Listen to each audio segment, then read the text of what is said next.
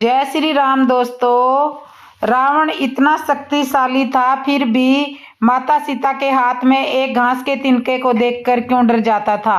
माता सीता एक पतिव्रता पत्नी थी और उसकी यह भावना उन्हें एक शक्तिशाली स्त्री के रूप में प्रदर्शित करता था। यही कारण था कि रावण ने कभी उन्हें छूने का साहस नहीं किया था। लेकिन इसके अतिरिक्त एक घास का तिनका भी था जिसने रावण को डरा कर रखा था। इस घास के तिनके का रहस्य क्या था, चलिए जानते हैं। घास के एक छोटे से तिनके से क्यों डरता था रावण। जब भी रावण माता सीता के पास आता था तो वह अपने हाथों में घास का तिनका उठा लेती थी। अपने पिता की थाली से वह तिनका माता सीता को अपने पिता की थाली में वह तिनका देखा तो माता सीता क्रोधित हो उठी थी। पौराणिक कथाओं के अनुसार जब माता सीता रावण के कैद में थी और रावण कभी उनके पास उन्हें अपनी पत्नी बनाने के लिए मनाने के उद्देश्य से आता था तो माता सीता एक तिनका उठा लेती थी घास का, जिससे रावण बहुत बेहद ज्यादा डर जाता था। आखिर एक घास का छोटा सा तिनका देखकर रावण क्यों और कैसे डरने लगता था, चलिए जानते हैं कि वह रावण क्यों डरता था उस घास के तिनके से। एक छोटे से तिनके से क्यों डरता था रावण। पहली पौराणिक कथा के अनुसार रावण जब भगवान राम का वेश धारण कर देवी सीता को छलने की कोशिश करता था तो उन्हें लुभाने की कोशिश करता था, लेकिन इतना छल करने के बावजूद वह माता सीता को कभी स्पर्श तक नहीं कर पाया। कहते हैं कि जब भी रावण माता सीता के पास आता था तो वह अपने हाथों में घास का तिनका उठा लिया करती थी। इसे देखकर रावण डरकर उनसे दूर हो जाता था। दरअसल रावण के अतीत में कभी एक पवित्रता तपस्विनी स्त्री के साथ एक घास से बनी झोपड़ी में जाकर दुराचार किया था। उस स्त्री ने बाद में रावण को श्राप दे दिया था कि वह कभी भी स्त्री को बिना उसकी मर्जी के छू तक नहीं सकेगा।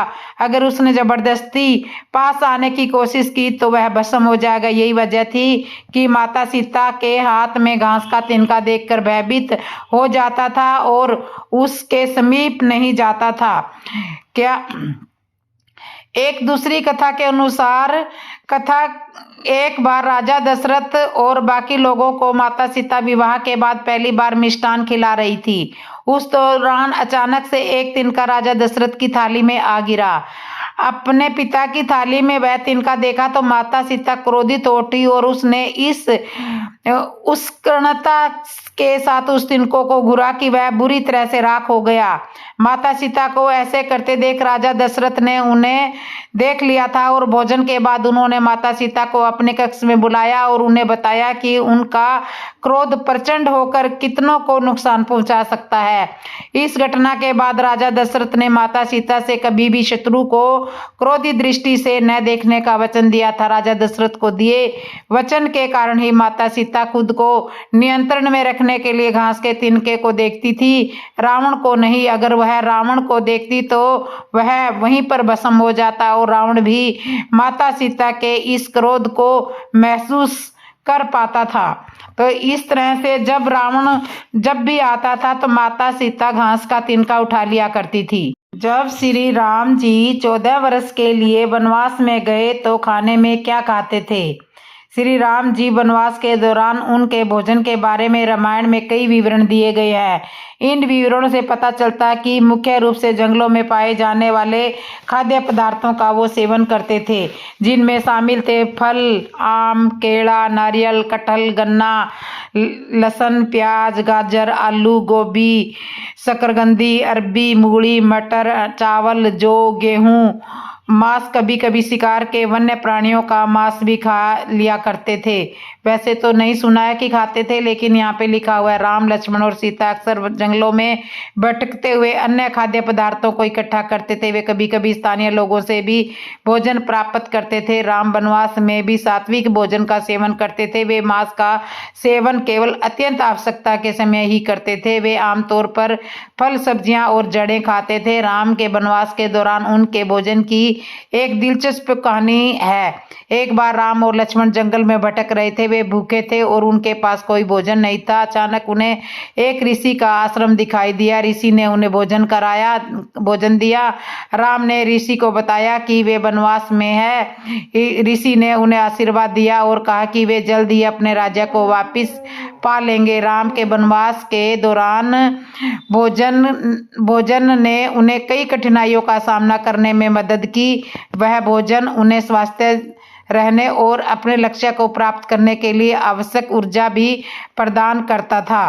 राम भगवान वन में क्या खाकर जीवित रहे? राम भगवान वन में अपने वनवास के दौरान विभिन्न प्रकार के वन्य जीवन का आनंद लिया था। उन्होंने वन में विभिन्न प्रकार के जीवंत प्राणियों से संवाद किया और उनके साथ समय बिताया। वन में रहते समय राम भगवान निम्नलिखित खाद्य पदार्थों का सेवन करते थे।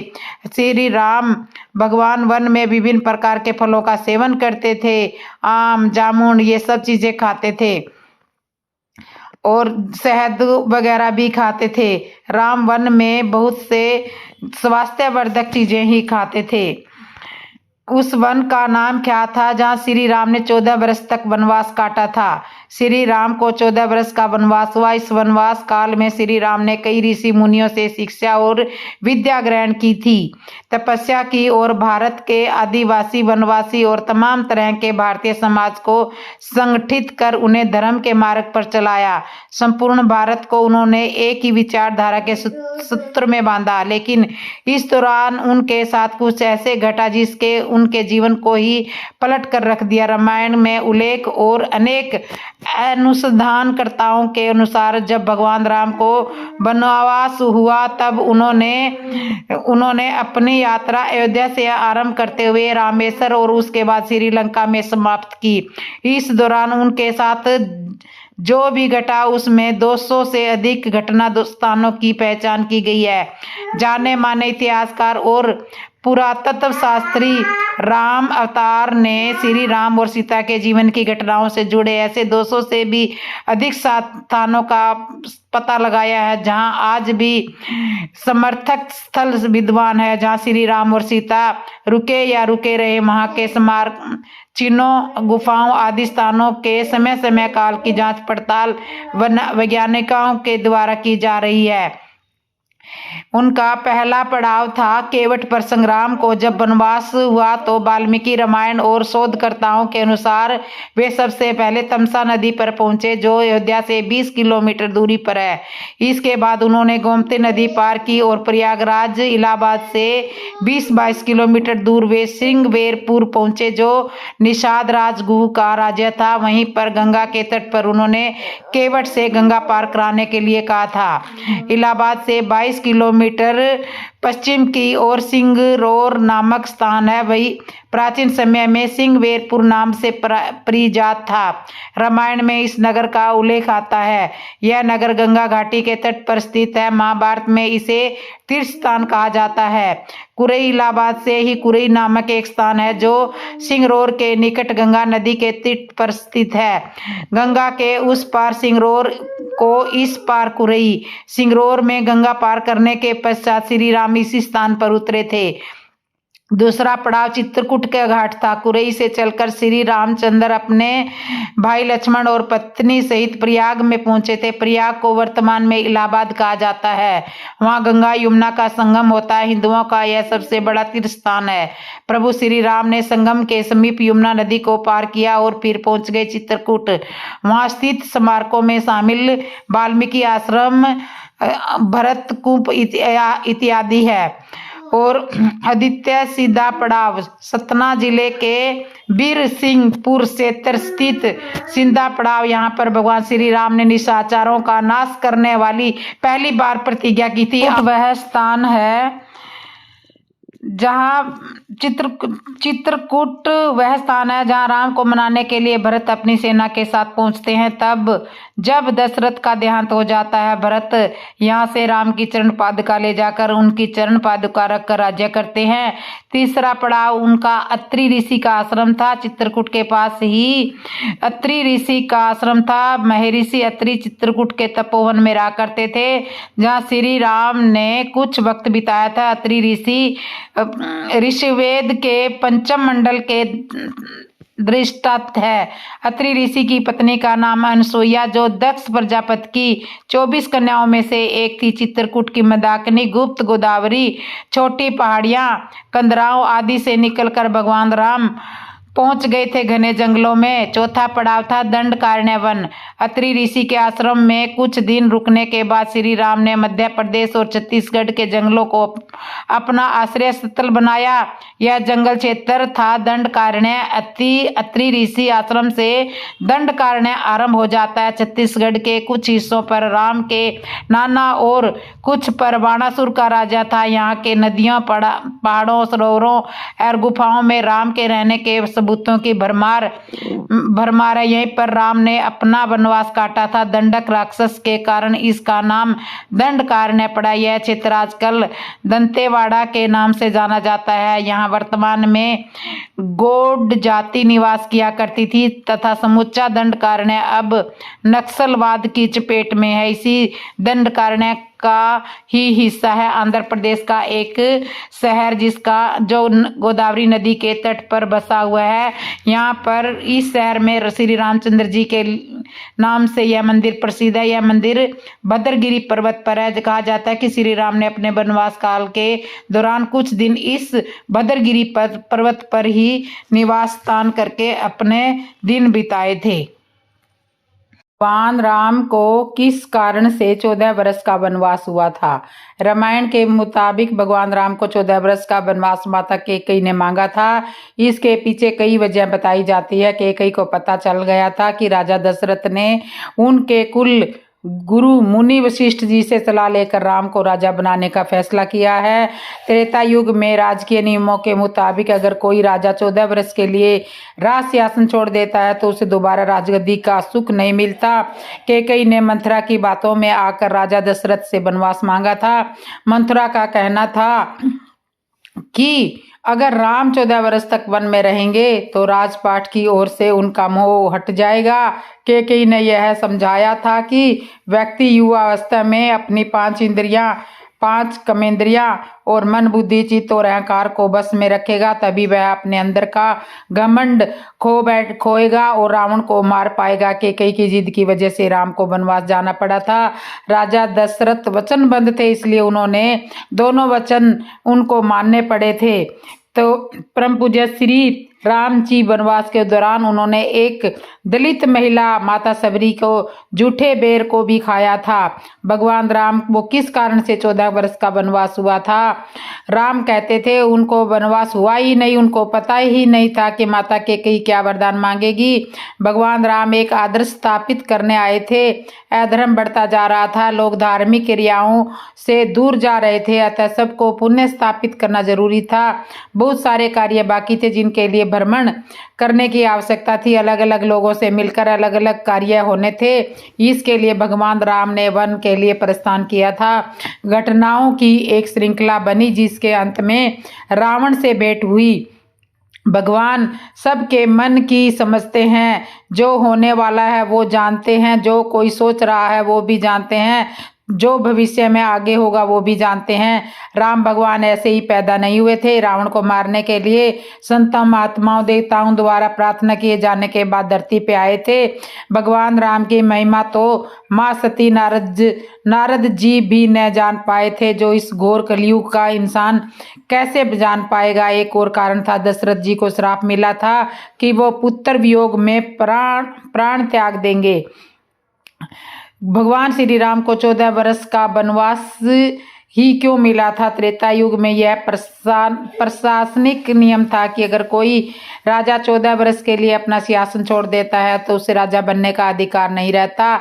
इसलिए कैकेयी ने सोचा कि श्री राम को 14 वर्ष की अवधि पूर्ण करके वापिस आएंगे तब उन्हें राजा बनने का अधिकार नहीं रहेगा और उसके पुत्र भरत को राजगद्दी प्राप्त हो जाएगी।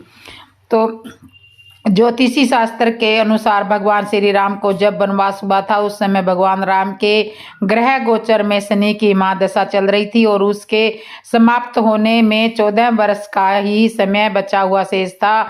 उस समय रावण पर भी शनि की महादशा चल रही थी जो रावण के विनाश का कारण बनी। शनि के प्रभाव के कारण ही माता कैकेयी की मति मारी गई थी, जिसके फलस्वरूप उन्होंने भगवान राम के लिए 14 वर्षों के लिए वनवास की मांग करी थी। महाराज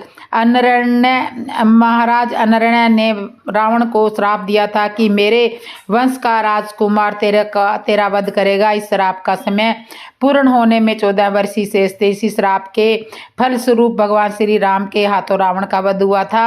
अन्य दृष्टिकोण से देखा जाए तो माता कैकेयी ने राम के लिए 14 वर्ष का वनवास मांगकर समाज को यह संदेश दिया कि यदि व्यक्ति युवा अवस्था में 5 ज्ञानेंद्रियां कान नाक आंख जीभ और त्वचा 5 कर्मेंद्रियां वाक वाणी पाद असु मन बुद्धि अहंकार को वनवास दे दे अर्थात इन्हें आत्म वंश कर ले तो वह अपने अंदर के घमंड रूपी रावण को आसानी से मार सकेगा।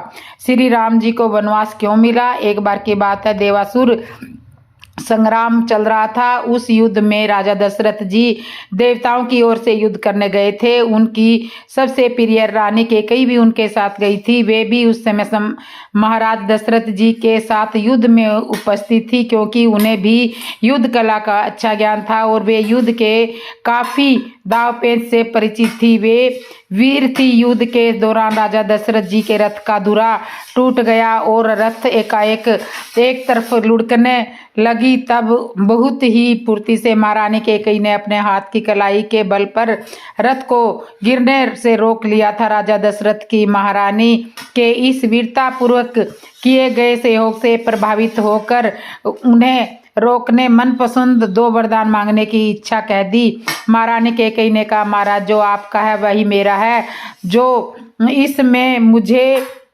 आपसे क्या मांगना। लेकिन जब राजा ने जिद किया तो महारानी कैकेयी कहने लगी कि चलो ठीक, हमारे दोनों वर आपके पास सुरक्षित रहेंगे, हमें जब आवश्यकता होगी जब मांग लेंगे। जब युद्ध समाप्त होने के पश्चात राजा रानी अयोध्या वापस आ गए तो महारानी कैकेयी ने युद्ध के मैदान में घटित यह कहानी अपनी दासी मंथरा से बातों ही बातों में बता दिया। तभी से मंथरा उचित अवसर की तलाश में लगी थी और जैसे ही उसे राम के राज तिलक की भनक पड़ी उसने कैकेयी के कान भरना शुरू कर दिया। शुरू में तो कैकेयी ने कुबड़ी मंथरा को उल्टा सीधा डांटा भी, लेकिन होनी भी को कोई नहीं टाल सकता। आखिर कैकेयी मंथरा की बातों में आ ही गई। जब वह अपनी बात मनाने के लिए कोप भवन में जाकर लेटी हुई थी तो राजा दशरथ से उसने अपने दोनों वरदान की मांग की। तो राजा दशरथ जी को भरत का राज तिलक करने में कोई संकोच नहीं था क्योंकि राम या भरत दोनों लोग तो उनके अपने ही पुत्र थे। लेकिन जब ही राम के 14 वर्ष का वनवास का बात सुनी तो राजा को मूर्छा आ गई। उन्होंने रानी कैकेयी से कहा भी कि इसका परिणाम जानती हैं आप क्या होगा। अगर राम वन में गए तो मैं अपने प्राण छोड़ दूंगा। जब राम के बिना मेरा शरीर नहीं बचेगा, इसलिए राम के वनवास के बदले कुछ और मांग लो, मुझे देने में कोई दिक्कत नहीं है। लेकिन राम में मेरे प्राण बसते हैं, उन्हें मुझसे अलग मत करो। लेकिन महारानी कैकेयी की मति भ्रष्ट हो चुकी थी, इसलिए वो राजा की एक भी बात मानने के लिए तैयार नहीं थी। राम को जब पता चला कि छोटी माता चाहती है कि उनका राम 14 वर्ष तक वनवासी बनकर वन में जीवन काटे तो वे माता की आज्ञा मानकर संघर्ष वन में जाने के लिए तैयार हो जाते हैं। राजा ने उन्हें रोकने की कोशिश की लेकिन राम ने कहा, पिता मैं नहीं चाहता कि मेरे प्रेम में आप अपने ही दिए हुए वचन से मुकर जाए जिससे आपकी प्रजा में हंसाई हो। राजा बार बार मूर्छित हो जाते हैं। तब कैकेयी को लगा कि कहीं राम वन जाने का इरादा बदल लें दे, इसलिए बार बार राम को जल्दी से जल्दी अयोध्या से निकलने के लिए उकसाती रही। राम सीता और लक्ष्मण वनवास में गए थे तो उर्मिला ने 14 वर्ष तक क्या किया था। जब श्री राम, सीता और लक्ष्मण वनवास गए थे तो लक्ष्मण ने अपने भाई व माता समान भाभी की दिन रात सेवा करने के लिए निंद्रा देवी से वरदान मांगा था कि जब तक हम वनवास में हैं तब तक मुझे निंद्रा ना आए, ताकि श्री राम और माता सीता विश्राम कर सके बिना किसी खेद के। तो जब निंद्रा देवी ने उन्हें ना सोने का वरदान दिया तो निंद्रा देवी ने उनसे कहा कि 14 वर्ष तक नहीं सोएंगे, लेकिन उनके बदले किसी और को सोना होगा। लक्ष्मण ने उर्मिला का सुझाव दिया तो निंद्रा देवी उर्मिला के पास चली गई और उन्हें सब कुछ बताया। इसके बाद उर्मिला ने लक्ष्मण के बदले 14 वर्ष तक सोना स्वीकार किया। हाँ, तो जब तक लक्ष्मण वनवास में थे तब तक उर्मिला निंद्रा में ही थी। भगवान राम ने वनवास किस वजह से हुआ और क्यों जाना पड़ा? रामायण की सबसे बड़ी घटना भगवान श्री राम का देवी सीता और लक्ष्मण के साथ वनवास गमन। रामायण की कथा के अनुसार कैकेयी की जिद की वजह से भगवान राम को वन जाना पड़ा था, लेकिन यह मात्र एक दृश्य घटना थी। श्री राम के वन गमन के पीछे कई दूसरे कारण भी थे जिन्हें यही व्यक्ति समझ सकता है जिन्होंने रामायण को पढ़ा और समझा। और राम सीता का वन में प्रस्थान, कैकेयी ने हमेशा राम को अपने पुत्र भरत के समान ही प्रेम किया था। कभी भी कैकेयी ने राम के साथ कोई भेदभाव नहीं किया था। यही वजह थी कि जब राम के वन जाने की वजह का पता चला तो भरत को तो वह बहुत ही हैरान हुए थे कि माता कैकेयी ने ऐसा कैसे कर सकती है। और यह सच भी था कि कैकेयी ने यह जानबूझकर नहीं किया था, इनसे यह काम देवताओं ने करवाया था। यह बात रामचरितमानस के इस दोहे के स्पष्ट होता है। विपत्ति हमारी बिलो की बड़ी मातु। मथुरा और कैकेयी की बातें। भगवान राम का जन्म रावण वध करने के उद्देश्य से हुआ था। अगर राम राजा बन जाते तो देवी सीता का हरण और इसके बाद रावण वध का उद्देश्य अधूरा रह जाता। इसलिए देवताओं के अनुरोध पर देवी सरस्वती कैकेयी की दासी मंथरा की मति फेर देती है। मंथरा आकर कैकेयी का कान भरना शुरू कर देती है कि अगर राम राजा बन गए तो कौशल्या का प्रभाव बढ़ जाएगा, इसलिए भरत को राजा बनाने के लिए तुम्हें हट करना चाहिए। कैकेयी को उपवन में मंथरा की जुबान से देवी सरस्वती बोल रही थी, इसलिए मंथरा की बातें कैकेयी की मति को फेरने के लिए काफी थी। कैकेयी ने खुद को कोप भवन में बंद कर लिया। राजा दशरथ जब कैकेयी को मनाने के लिए गई तो कैकेयी ने भरत को राजा और राम को 14 वर्ष का वनवास का वचन मांग लिया। इस तरह भगवान राम को वनवास जाना पड़ा। इसके अलावा जो कारण है इसका संबंध एक श्राप से भी है। नारद मुनि के मन में एक सुंदर कन्या को देखकर विवाह करने की इच्छा जागी थी। नारद मुनि नारायण के पास पहुंचे और हरि जैसी छवि मांगी। हरि का मतलब विष्णु भी होता है और वानर भी होता है।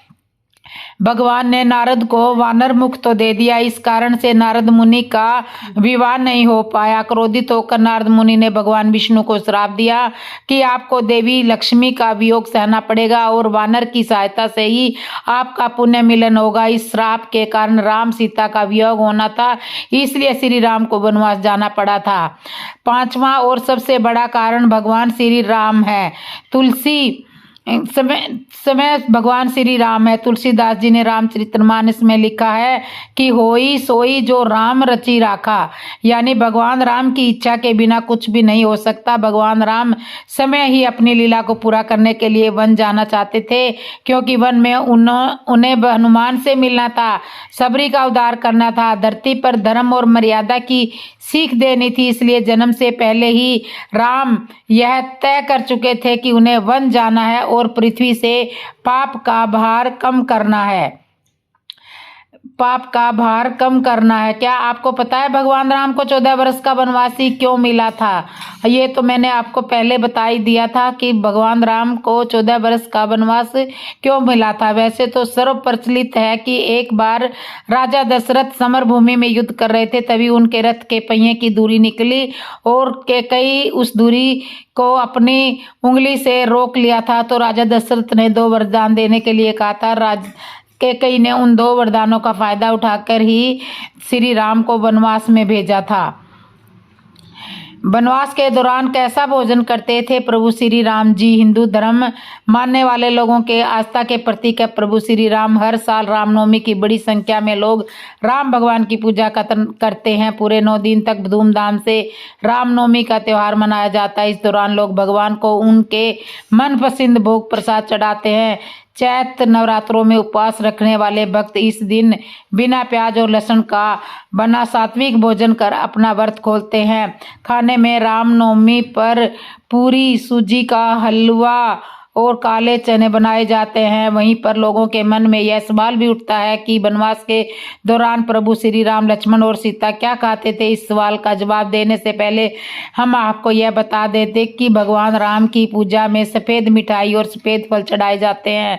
इतना ही नहीं, भगवान श्री राम को केसर, भात, खीर, धनिये का भोग भी लगाया जाता है। इसके अलावा उनको कंद फूल, बर्फी, गुलाब जामुन का भी भोग प्रिय है, जैसा कि उनमें आस्था रखने वाले लोग चढ़ाते हैं। ऐसी मान्यता है कि तनाव और क्लेश को कम करने के लिए श्री राम को लड्डू का भोग भी चढ़ा देना चाहिए। ऐसा करने से सारी चिंताएं दूर हो जाती है और मन शांत होता है। भगवान श्री राम के भक्त हनुमान जी को हलवा, पंचमेवा, गुड़ से बने लड्डू या सौंठ डंठल वाला पान और केसर भात चढ़ाया जाता है। इसके अलावा हनुमान जी को कुछ भक्त इमरती भी अर्पित करते हैं। ऐसा माना जाता है कि अगर कोई व्यक्ति 5 मंगलवार तक हनुमान जी को चोला चढ़ाकर नवद लगाता है तो उसके हर तरह के संकटों का समाधान होता है। अब यह जानिए कि प्रभु श्री राम वनवास के दौरान क्या खाते थे। तो इसका सीधा सा जवाब यह है कि प्रभु श्री राम ने वन में बहुत ही सादगी भरा तपस्वी का जीवन बिताया था। वे जहाँ भी जाते थे 3 लोगों के रहने के लिए झोपड़ी बनाते थे, वही भूमि पर सोते थे, रोज कंद मूल फल लाकर खाते थे और प्रतिदिन साधना करते थे। उनके तन पर खुद के बनाए हुए वस्त्र होते थे। धनुष और बाण से वे जंगलों में राक्षसों और हिंसक पशुओं से भी सभी की रक्षा किया करते थे। राम जी वनवास में क्या खाते थे? तो राम जी वनवास में कंदमूल फल ही खाते थे। भगवान श्री राम जी को वनवास किसी वजह से और क्यों जाना जाता है? तो भगवान श्री राम को वनवास कैकेयी ने भेजा था। कैकेयी ने जलन अथवा द्वेष के कारण उन्हें वन में भेजा था। तो आगे मैं आपको बताती हूँ कि जब 14 वर्ष के लिए वनवास गए तो भोजन में किया सबसे ज़्यादा खाया था, तो सबसे ज़्यादा उन्होंने कंदमूल फल ही खाए थे। तो भगवान राम मांसाहारी नहीं थे, वो मांस नहीं खाते थे। भगवान राम कंदमूल खाकर ही वनवास में जीवन व्यतीत करते थे और वो ऋषि मुनियों के आश्रम में भी खाना खा लिया करते थे। लक्ष्मण उनके लिए भोजन यानी कि कंदमूल फल पेड़ों से लेकर तोड़कर लेकर आते थे। अधिकतर वनों में यही पाया जाता है। तो आपको जवाब मिल गया होगा कि श्री राम वनवास के टाइम में कंदमूल फल ही खाते थे, वो मांस वगैरह नहीं खाते थे। वो प्याज लहसुन का सेवन तो जरूर करते थे और सादगी का जीवन बिताते थे, साधना करते थे और जमीन पर सोते थे। एक कुटिया बनाकर रहते थे। कुटिया के बाहर लक्ष्मण जी पहरा देते थे। जब राम और सीता जी विश्राम करते थे तो लक्ष्मण जी कुटिया के बाहर पहरेदारी के रूप में बैठे रहते थे।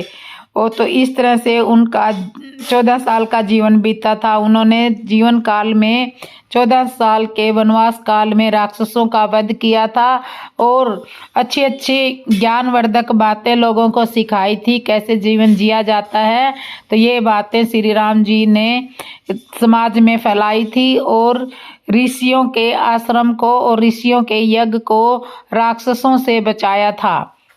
उनका यही मकसद था वनवास जाने का। तो इस तरह से वनवास में अगर वो राजगद्दी पर बैठ जाते तो रावण जैसे दुष्ट का वध नहीं हो सकता था। इसी वजह से श्री राम जी ने वनवास मिला था ताकि राक्षसों का वध हो जाए और समाज में अच्छी अच्छी बातें फैले। तो दोस्तों आपको मेरे चैनल पर ये मेरी कथाएं कैसे लग रही है कमेंट में ज़रूर बताना। और जिसने मेरे चैनल को सब्सक्राइब नहीं किया आप सब्सक्राइब करना, लाइक करना, कमेंट करना और बेल आइकन बटन तो ज़रूर दबा लेना ताकि आने वाली हर नई वीडियो की नोटिफिकेशन आप तक पहुंच जाए और आप ऐसे ही सुंदर सुंदर कथाएं मेरे चैनल पर सुनते रहें। तो एक बार जय श्री राम लिख दीजिए कमेंट में और मुंह से जोर से बोलिए जय श्री राम दोस्तों, जय श्री राम दोस्तों, जय श्री राम दोस्तों, जय श्री राम, जय श्री राम, जय श्री राम, जय श्री राम, जय श्री राम, जय श्री राम।